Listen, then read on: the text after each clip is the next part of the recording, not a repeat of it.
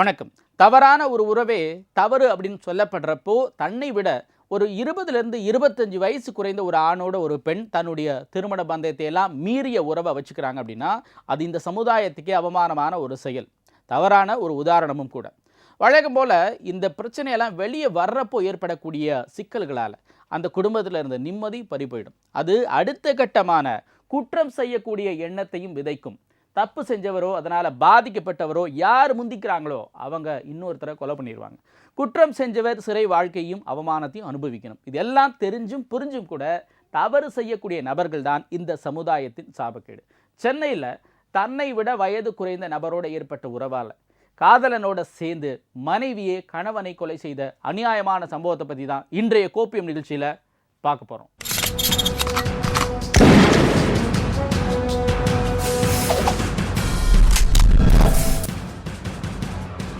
வயது வித்தியாசமின்றி கள்ள உறவு வைத்த மனைவியை கண்டித்த கணவன். மனைவியே கள்ளக்காதலனுடன் சேர்ந்து கொன்று புதைத்த அநியாயம்.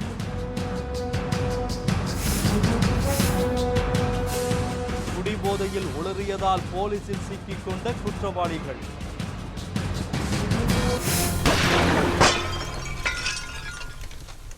ஆசை கண்ணை மறைக்கும், ஆசை அறிவை இழக்கச் செய்யும் அப்படிங்கக்கூடிய சொல் வழக்கெல்லாம் நம்மகிட்ட நிறையவே உண்டு. அது பல நேரங்களில் உண்மைதான் அப்படிங்கிறத நம்மளை சுற்றி நடக்கக்கூடிய சம்பவங்கள் நமக்கு உணர்த்திக்கிட்டே இருக்கு. அப்படிப்பட்ட ஒன்று தான் இந்த பாலியல் இச்சை. இந்த ஒரே ஒரு விஷயத்துக்காக மனிதர்கள் எதையும் செய்ய தயாராகிட்டாங்க, யாரையும் வஞ்சிக்கவும் தயாராக இருக்கிறாங்க. அதுலேயும் இந்த இளம் வயது ஆண்கள் பலர் அப்போ அந்த வயசில் ஏற்படக்கூடிய பாலியல் இச்சைகளுக்காக தவறான பாதைகளை தேர்ந்தெடுத்து அடுத்தவங்களுடைய குடும்பத்தை சீரழிக்கிறதோட அவங்களுடைய வாழ்க்கையும் சேர்த்தே அழிச்சுக்கிறாங்க. இப்படி தவறான உறவில் சிக்கி மீள முடியாமலும் மீண்டு திருமணம் செஞ்சுக்க முடியாமலும் நிறைய பேர் அவங்க வாழ்க்கையை வாழ்ந்துக்கிட்டு இருக்கிறாங்க. இன்னும் சிலர் கொலை குற்றவாளிகளாக மாறுறாங்க. சென்னை புறநகரில் இளம் வயது கொண்ட ஒரு நபர் தன்னை விட வயது முதிர்ந்த ஒரு பெண்ணோட ஏற்பட்ட உறவால் அந்த பெண்ணின் கணவரை கொலை செய்து ஆற்றில் வீசிய சம்பவத்தில் இருக்கக்கூடிய உண்மை என்ன, அதனுடைய பின்னணி என்னங்கிறத இப்போ பார்ப்போம். சமீப காலங்களாக வயது வித்தியாசம் இல்லாமல் பெருகி வரும் கள்ளக்காதல் உறவுகள் சமூகத்தை சீரழித்து வருவதுடன் பல விபரீதங்களுக்கும் வித்திடுகிறது. பிற பெண்களை தாயாய் சகோதரியாய் பார்க்கும் மனப்பான்மையே அடியோடு மறைந்து வருவது ஒருபுறம் என்றால், மறுபுறம் தாய் வயதில் இருக்கும் பெண்ணுடன் உறவு வைத்துக் கொள்வதும் அதற்கு அந்த பெண்களும் உடந்தையாக இருப்பதும் மிகவும் வேதனையான ஒன்றாகும். அது மட்டுமின்றி இந்த முறையற்ற காதலுக்காக அப்பாவிகளை கொலை செய்ய துணிவது கொடுமையிலும் கொடுமை. இப்படித்தான் 20 வயது பையன் ஒருவனுடன் தகாத உறவு ஏற்படுத்தி கொண்ட ஒரு பெண்மணி அவனுடன் சேர்ந்து கணவரை கொலை செய்து கூவமாற்றில் புதைத்த கொடூர சம்பவம் பலரையும் அதிர வைத்திருக்கிறது. ஆவடியை அடுத்த திருநின்றவூர் ராஜாங்குப்பம் பகுதியில் உள்ள கூவம் ஆற்றங்கரையில் கடந்த 14ஆம் தேதி ஒரு வாலிபர் சடலம் அரைகுறையாக மண்ணில் புதைக்கப்பட்டு இருந்தது. இறந்து கிடந்தவருக்கு சுமார் 40 வயது இருக்கும் என கணித்த போலீசார் உடல் அழுகிய நிலையில் இருந்ததால் அவரை உடனடியாக அடையாளம் காண முடியாமல் திணறி வந்தனர். இதையடுத்து போலீசார் சடலத்தை கைப்பற்றி பிரேத பரிசோதனைக்காக கீழ்ப்பாக்கம் அரசு மருத்துவமனைக்கு அனுப்பி வைத்ததுடன் இந்த சம்பவம் குறித்து வழக்கு பதிவு செய்த திருநின்றவூர் போலீசார் தீவிர விசாரணையும் நடத்தி வந்தனர். இந்த நிலையில் அடையாளம் தெரியாமல் கொலையானவர் யார் என்பது குறித்து காவல்துறையினர் தீவிரமாக விசாரித்து வந்த நிலையில் கடந்த 26ஆம் தேதி செங்கல் சூளையின் உரிமையாளரான சுரேஷ் என்பவர் திருநின்றவூரில் உள்ள தனது செங்கல் சூளையில் வேலை பார்த்து வரும் மணிகண்டன், பூமிநாதன், ஐயனார் ஆகிய 3 பேரும் ஒருவரை கொலை செய்து உடலை புதைத்துவிட்டோம் என போதையில் உளறுவதாக போலீசாருக்கு தகவல் தெரிவித்தார். இதையடுத்து அவர்கள் 3 பேரையும் பிடித்து விசாரித்த பொழுது பல திடுக்கிடும் தகவல்கள் வெளியானது. என் தம்பி இறந்ததுக்கு காரணம் அவன் வேற ஒருத்தவங்க கூட தொடர்பாக இருந்துக்கிறான். இது என் தம்பிக்கு தெரிஞ்சு வந்தபோது கேட்க போது என் தம்பி அடித்து தெரியாத பொங்கலுக்கு முன்னே மறைச்சிட்டா கொண்டாந்து இங்கே போட்டுட்டு ஆற்று ஓரத்தில் கூடுவாஞ்சேரியில் சாவடித்து கொண்டாந்து ஆற்று பக்கத்தில் போட்டுட்டுக்கிறாங்க. சேம்பருக்கம் பின்னாடி கொண்டாந்து போட்டுட்டுக்கிறாங்க. போட்டு தெரிய வந்தப்போ போலீஸ்காருக்கு தெரிஞ்சு அனாதி போனவனை எடுத்து போஸ்ட் ஓட்டி அவங்க காட்டின பிறகு அப்புறம் எங்களுக்கு தகவல் தெரிஞ்சு நாங்கள் வந்து கேட்ட பிறகு அவங்க அந்த பொண்ணே உரிமையை ஒத்துக்குன்னு எங்களுக்கு ஃபோன் பண்ணி சொன்ன பிறகு நாங்கள் இங்கே வந்தோம். இது மாதிரியான ஒரு அசாதாரண ஒரு சம்பவங்கள்லாம் ஒரு நடக்கும்போது உடனடியாக நம்ம என்ன பண்ணுறோம்னா இதுக்கு வந்து ரொம்ப எமோஷ்னலாக நம்ம ரியாக்ட் பண்ணுறோம் முதல்ல. அதனால் ரொம்ப ஒரு உணர்வுபூர்வமாக ரியாக்ட் பண்ணுறதுனால நம்ம என்ன பண்ணுறோம் ஏது பண்ணுறோம் அப்படின்றது தெரியாமல் நம்ம நடந்துக்கிறதுனால தான் இது மாதிரியான ஒரு மோசமான சம்பவங்கள்லாம் நடக்குது. முதல்ல இந்த திருமணத்தை தாண்டிய உறவு அப்படின்றதே இன்றைக்கி நேற்று நடக்கிறது இல்லை, இது காலங்காலங்களாக நடந்துக்கிட்டு இருக்கு. இன்றைக்கி நம்ம அதிகமாக பேசுகிறோம், அவ்வளோதான். போதை நிதானத்தை இழக்கச் செய்யும். போதை பல தவறான செயல்களை செய்ய வைக்கும். போதை பல நேரங்களில் விரோதத்தை ஏற்படுத்துகிற அளவுக்கான காரியங்களை செய்ய வைக்கும். அதோட இந்த போதையானது ரகசியங்களை, தனிப்பட்ட சொந்த விஷயங்களை பொதுவெளிகளில் பேச வைக்கும்.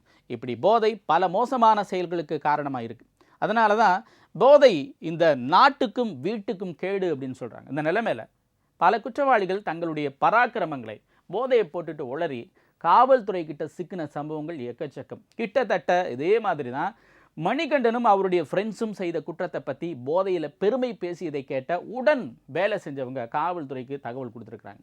இதனை அடுத்து காவல்துறை அவங்க 3 பேரையும் பிடிச்சு விசாரிச்சப்போ பல திடுக்கிடக்கூடிய தகவல்கள் வெளியானதா சொல்லப்படுறதை பற்றி இப்போ பார்ப்போம். கூடுவாஞ்சேரி மாடம்பாக்கம் வள்ளலார் நகர் 13வது தெருவை சேர்ந்தவர் குமார். இவர் OMR சாலையில் உள்ள தனியார் நிறுவனத்தில் காவலாளியாக பணியாற்றி வந்தார். இவருக்கு செல்வி என்ற மனைவியும் குப்பன் அருள்முருகன் என 2 மகன்களும் ஐஸ்வர்யா என்ற மகளும் உள்ளனர். குமாரின் சொந்த ஊர் விழுப்புரம் மாவட்டம் சங்கராபுரம் ஆகும்.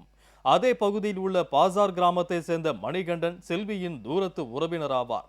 இந்த நிலையில் திருநின்றவூர் அருகே ராஜாகுப்பம் பகுதியில் உள்ள செங்கல் சூளையில் பணியாற்றி வந்த மணிகண்டன் தூரத்து உறவினர் என்பதால் செல்வியை அடிக்கடி சென்று சந்தித்து வந்துள்ளார். மேலும் இவர் அடிக்கடி விடுமுறை நாட்களில் விழுப்புரத்தில் உள்ள சொந்த ஊருக்கு சென்று வந்த போது அங்கு அடிக்கடி வந்த குமார் மனைவி செல்விக்கும் இடையே பழக்கம் ஏற்பட்டுள்ளது. நாளடைவில் இந்த பழக்கம் கள்ளக்காதலாக மாறியது. இதைத் தொடர்ந்து இருவரும் அடிக்கடி தனிமையில் சந்தித்து உல்லாசமாக இருந்து வந்தனர். மனைவியின் தவறான நடவடிக்கையை கண்டு அதிர்ந்து போன குமார் இருவரையும் அழைத்து பல புத்திமதிகளை கூறியதோடு கள்ள தொடர்பை கைவிடுமாறும் கண்டித்தார். எனினும் கணவரின் பேச்சை காற்றில் பறக்கவிட்டு வழக்கம் போல் இருவரும் தொடர்ந்து சந்தித்து வந்தனர்.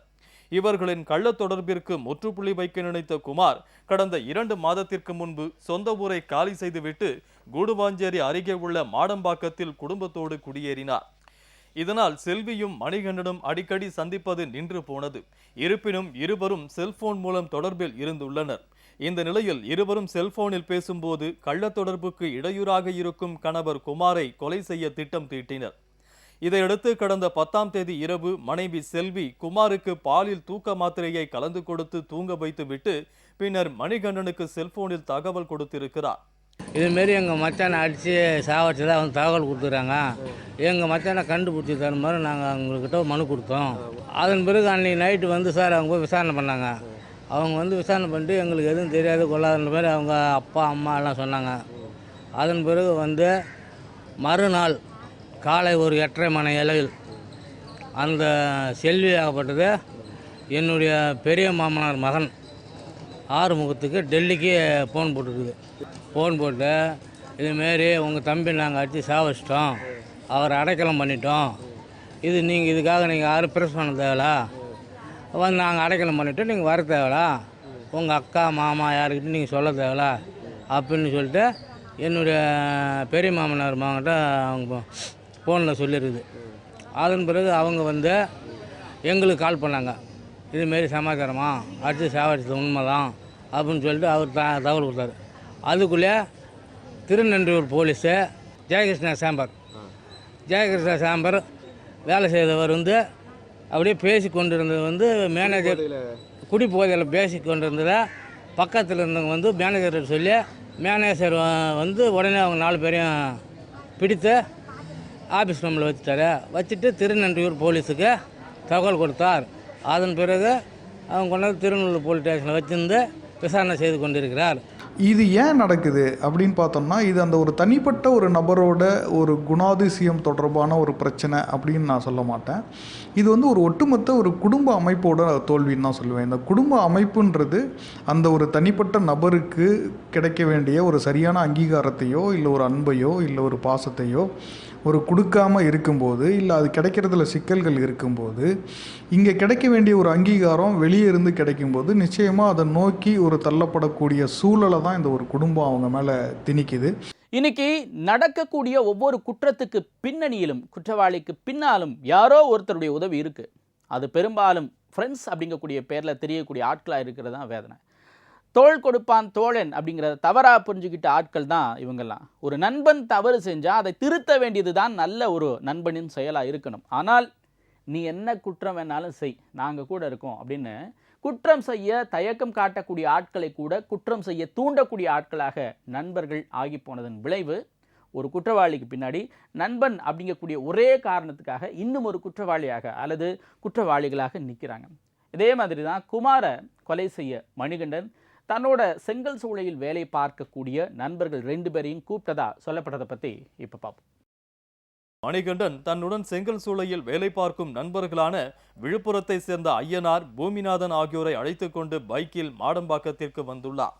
நண்பர்கள் இருவரும் வெளியில் காத்திருக்க மணிகண்டன் குமார் வீட்டிற்குள் சென்று செல்வியுடன் சேர்ந்து குமார் முகத்தில் தலையணையை வைத்து அழுத்தியதுடன் நைலான் கயிற்றால் குமாரின் கழுத்தை நெரித்து கொலை செய்துள்ளனர். அதன் பிறகு மணிகண்டன் தனது நண்பர்களுடன் குமாரின் சடலத்தை பைக்கில் பயணம் செய்வது போல அமர வைத்து திருநின்றவூர் கொண்டு சென்றனர்.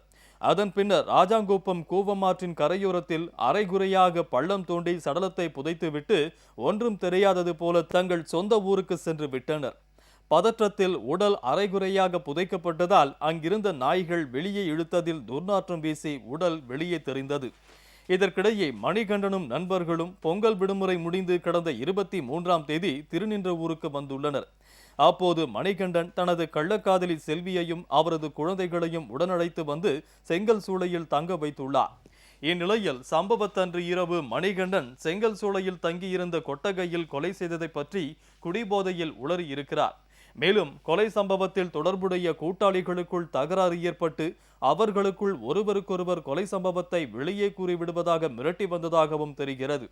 இதனை கவனித்த பெண் ஊழியர்கள் செங்கல் சூளை உரிமையாளர் சுரேஷிடம் நடந்ததை கூறியிருக்கின்றனர். இதையடுத்து அவர் திருநின்றவூர் காவல் நிலையத்திற்கு தகவல் கொடுத்ததை அடுத்து போலீசார் அவர்களிடம் விசாரணை நடத்திய பொழுதுதான் உண்மையில் அம்பலமானது. சார், நாங்கள் விழுப்புரம் மாவட்டம் திருக்கோயிலூர் தாலுக்கா வடமருத்தூர் போஸ்ட்லேருந்து வந்திருக்கு சார். எங்கள் மாமா சென்னைக்கு வேலைக்கோசரம் வந்தார். வந்த இடத்துல அவங்க மனைவி 4 பேர் ஆளை வச்சு அவங்க சாவடிச்சிட்டாரு. அவங்க ஏற்கனவே ஒருத்தவங்க கூட தொடர் இருந்தது. அது அவங்ககிட்ட சொல்லி வேலைக்கு இது மாதிரி சேம்பருக்கு போகிறேன் அப்படின்ட்டு கூட்டின்னு போயிட்டு அங்கே வச்சு சாவடிச்சிட்டாங்க சார். இதைத் தொடர்ந்து மூவரையும் கைது செய்ததுடன் கொலைக்கு திட்டம் தீட்டி உடந்தையாக இருந்த குமாரின் மனைவி செல்வியையும் கைது செய்தனர். கடந்த 15 நாட்களுக்கு முன்னர் அழுகிய நிலையில் பிணமாக கண்டெடுக்கப்பட்ட ஒருவரை அடையாளம் காண முடியாமல் போலீசார் திணறி வந்த நிலையில் அந்த வழக்கில் திடீர் திருப்பமாக கள்ள தொடர்புக்கு இடையூறாக இருந்த கணவனை மனைவியே கள்ளக்காதலன் மற்றும் அவனது நண்பர்களுடன் சேர்ந்து கொலை செய்த சம்பவம் அப்பகுதி முழுவதும் பெரும் பரபரப்பையும் அதிர்ச்சியையும் ஏற்படுத்தியிருக்கிறது. போலீஸ் என்ன சார், நாங்கள் தண்டனை கொடுக்க சொல்லிக்கிறோம். நான் தண்டனை கொடுக்கணும், அவளுக்கு வெளியே வரக்கூடாது. அவங்க 4 பேர் வெளியே வரக்கூடாது. என் தம்பிக்கு நியாயம் கிடைக்கணும். நியாயம் கிடைச்சி அது தீர்ப்பு வரணும். என் தம்பி எப்படி கொலை பண்ணாங்களோ அது மாதிரி அவங்களுக்கு தண்டனை கிடைக்கணும். திண்ணனூர் போலீஸு தகவல் அறிஞ்சு அவங்களை அரெஸ்ட் பண்ணியிருக்காங்க சார். அவங்க வெளியே வராத அளவுக்கு தக்க நடவடிக்கை எடுத்து இந்த ஒரு உயிர் போனதுக்கான தண்டனையை அவங்க அனுபவிச்சே தரணும். அவங்க வெளியே வராத அளவுக்கு நிறையா பண்ணணும் போலீஸாக. இந்தமாரி இவங்களை பண்ண மாரி இன்னும் வேறு யாருக்கும் நடக்கக்கூடாது. அந்த லெவலுக்கு நிறையா போலீஸ் இது பண்ணணும். ஒரு நிகழ்வு நடக்கும்போது நம்ம இது ஒரு விபத்தாக தான் எடுத்துக்கணும். ஏதோ ஒரு சந்தர்ப்ப சூழ்நிலைகளில் ஏதோ ஒரு உணர்ச்சி பெருக்கில் இது ஒரு நடந்துருச்சு. இது அவங்களோட தனிப்பட்ட ஒரு கேரக்டர் கிடையாது. இது வேறு எங்கேயோ ஒரு சிக்கல் இருக்குது, நம்மக்கிட்ட என்ன பிரச்சனை இருக்குது அப்படின்றத நம்ம ஒரு தீவிரமாக யோசித்து அதில் உள்ள பிரச்சனைகளை நம்ம சரி பண்ணுறது தான் முதல்ல பார்க்கணும். அதுக்கு முதல்ல என்னென்னா ஒரு எமோஷ்னலாக ரியாக்ட் பண்ணாமல் கொஞ்சம் நிதானமாக எல்லாத்தையும் யோசித்து ஒரு நிதானமாக அந்த பிரச்சனையை அணுகும்போது இது நம்மக்கிட்ட உள்ள பிரச்சனைகள் சிக்கல்கள்ன்றதெல்லாம் நமக்கு தெரிய வரும். அப்படி தெரிய வரும்போது நம்ம அதெல்லாம் சரி செய்கிறது மூலமாக அந்த பெண்ணை இல்லை அந்த பெண்ணையோ இல்லை ஆணையோ திரும்ப நம்ம குடும்பத்துக்குள்ளே நம்ம கொண்டு வரலாம். அதுக்கப்புறம் நம்ம இது மாதிரியான சம்பவங்கள்லாம் நிகழாமல் இருக்கிறதுன்னா அப்போ எங்கெங்கெல்லாம் சிக்கல் இருக்கோ அதெல்லாம் நிவர்த்தி பண்ணிக்கிறது மூலியமாக இது மாதிரியான சம்பவங்கள்லாம் நிகழாமல் நம்ம தடுக்க முடியும். தற்காலிகமாக பார்த்தீங்க அப்படின்னா நம்ம தமிழ்நாட்டில் கொஞ்சம் கொஞ்சமாக இருக்க வர்றது இப்போ இருக்கிற இந்த கள்ளக்காதல்னால ஒரு ஆட்களும் ஒரு நாளும் பார்த்தீங்க அப்படின்னா ஒரு ஆள் விட்டுட்டு பிரிஞ்சு போகிறத விட இவங்களுக்குள்ள கொலை செய்கிறது அதிகமாக இருக்குது. ஏற்கனவே அபிராமி வந்தது, லாட்டஸ் அந்த கோயம்பேட்டில் ஒரு லேடி வந்தது. இது மாதிரி ஒரு விஷயமா பார்த்தீங்க அப்படின்னா தன்னுடைய காம ஒரு உணர்ச்சிக்காக குழந்தைகளை கொலை செய்கிறதும், ஆட்களை கொலை செய்கிறதும், கணவனை கொலை செய்கிறதும், மாமியாரை கொலை செய்கிறதும், இந்த மாதிரி நிறைய விஷயங்கள் இப்போ தற்போது வந்துட்டே இருக்குது. இதை வந்து அவங்களுடைய ஒரு தனக்காக வந்து ஒரு தானாக எடுத்துக்கொண்டு இதை வந்து அந்த மாதிரி செய்யக்கூடாது, இது மாதிரி வந்து பண்ணால் நாளைக்கு வந்து எல்லாருக்கும் வந்து இது மாதிரி வந்து பெண்களுக்கெல்லாம் வந்து இதனால் வந்து ஒரு இழிவு ஏற்படும், இது மாதிரிலாம் மனசில் கொண்டு முடிஞ்ச அளவுக்கு அவங்களாம் வந்து பிரச்சனைகள் ஏற்படையாக பிரிஞ்சு போங்க, இல்லை வேற எங்கேயா வெளியில் போகிற மாதிரி இந்த கொலை செய்கிற அளவுக்கெல்லாம் வந்து யாரும் வந்து அவங்களோட மனசுக்குள்ளே ஏற்படுத்தக்கூடாதுன்னு சமூக ஆர்வலர் எல்லாரும் கேட்டுக்கொள்கிறாங்க. தினம் தினம் பாலியல் தொடர்பான குற்றங்களை பற்றின தகவல்கள் எல்லா மீடியாக்கள் வழியாகவும் சோசியல் மீடியாக்கள் வழியாகவும் எல்லாருக்கும் போகுது. ஆனாலும் இதிலிருந்து யாருமே குற்றச்செயல்களை செய்யாமல் இருக்கணும் அப்படிங்கிறத கற்றுக்கிறதே கிடையாது. தவறு செய்தால் தண்டனை உறுதி அப்படிங்கிறதையும் உணர்றது கிடையாது. தான் செய்த தவறும் இப்படிப்பட்ட ஒன்று தான் அப்படின்னு நினச்சி தவறுக்காக வருந்தி தன்னுடைய தவறை செய்யாமல் இருக்கிறதே கிடையாது. மாறாக எப்படி குற்றம் செஞ்சால் அதிலிருந்து தப்பிக்கலாம் அப்படிங்கிறத திட்டம் போடுறாங்க. இந்த குற்றத்தை திறமையாக செய்யணும், தப்பிச்சிடணும், அவனை மாதிரி நாம் மாட்டிக்கக்கூடாது. இந்த மாதிரியெல்லாம் கிரிமினல் எண்ணம் உருவாகிறது தான் இந்த சமூகத்துக்கான ஒரு அச்சுறுத்தல். இந்த வழக்கில் தொடர்புடைய அந்த பெண் அந்த இளைஞனின் எதிர்கால வாழ்க்கையை பற்றி சிந்திச்சு திருந்தி வாழ முயற்சி செஞ்சிருக்கலாம். ஆனால் ஆசைக்கு அறிவு கிடையாதுன்னு சொல்லுவாங்க. நாளை வேறொரு சம்பவத்தோடு உங்களை எல்லாம் சந்திக்கிறேன். அதுவரை உங்களிடமிருந்து விடைபெறுவது சிவகுமார்.